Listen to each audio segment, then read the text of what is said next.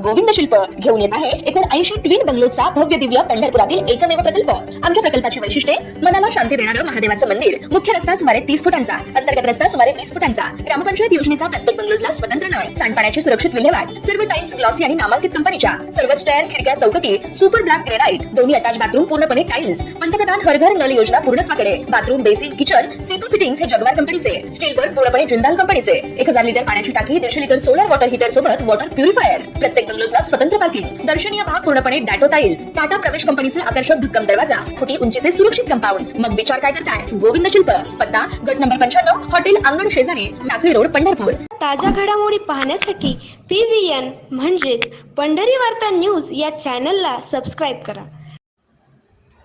मुंबई येथील घाटकोपर येथे अन्न व औषध प्रशासनाने गौतम दुग्धालय येथे तपासणी केली।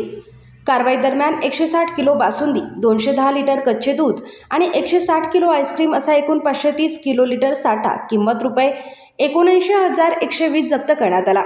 तपासणीसाठी 3 अधिकृत नमुने घेण्यात आले आहेत। लेबलिंग नियमांचे उल्लंघन, अस्वच्छ साठवणूक आणि आवश्यक शीतसाखळीचे तापमान न राखल्याचे आढळल्याने संबंधित दुग्धालयाचा परवाना तात्काळ निलंबित करण्यात आलाय।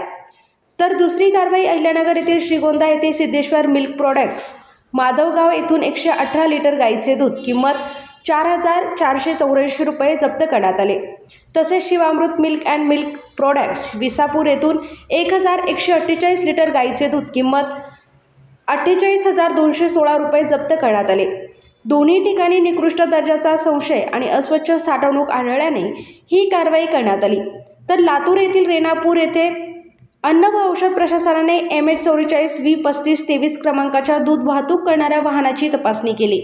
वाहनातील 238 लिटर म्हशीचे दूध किंमत रुपये 16,422 संशयास्पद व भेसळयुक्त असल्याचा संशय आल्याने संपूर्ण साठा जागेवरच नष्ट करण्यात आला।